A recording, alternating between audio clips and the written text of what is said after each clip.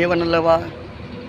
அந்த தேவனை பின்பற்றி இடைவிடாமல் ஆராதித்து கொண்டிருக்கிற தேவ பிள்ளையே, கர்த்தருடைய கண்களில் விலையேற பெற்ற கிருபையை பெற்ற நீங்கள்,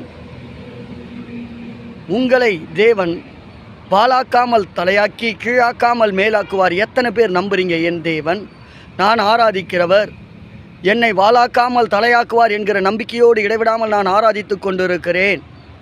என்ன நடந்தாலும் நான் துதிப்பேன், எது இல்லாமல் போனாலும் கர்த்தரை ஆராதிப்பேன். கர்த்தரே என் ஜீவ பலனானவர் என்று சொல்லி துதித்து ஆராதித்து கர்த்தருடைய நாமத்தை உயர்த்தி கொண்டிருக்கிற உங்களை சர்வ வல்லமுள்ள தேவனாகிய கர்த்தர் அவர் நிச்சயம் உயர்த்துவார். ஆமென்.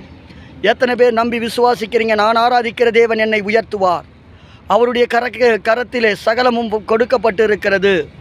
அடிக்கப்பட்ட ஆணிகள் பாய்ந்த கரமே என்னை உயர்த்தும் என்று சொல்லி நம்பிக்கையோடு கூட வாழ்ந்து கொண்டு இருக்கிற தேவ பிள்ளையே, நிச்சயமாக சொல்கிறேன், கர்த்தருடைய கிருபையினால் நீங்கள் விலையேற பெற்ற ஆசீர்வாதத்தை பெறப்போகிறீர்கள்.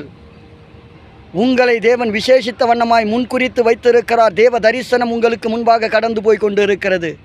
அவருடைய தரிசனம் நிச்சயம் நிறைவேறும். ஆமென். கர்த்தருக்காக காத்திருங்கள், இடைவிடாமல் தேவனை ஆராதியுங்கள். அந்த ஆராதனையே உங்களுடைய வாழ்க்கையின் எல்லா பயத்திற்கும் நீங்களாக்கி உங்களை விடுதலையாக்கி கர்த்தர் யார் என்பதை உங்களை சாட்சியாய் வாழ வைக்கும். God bless you.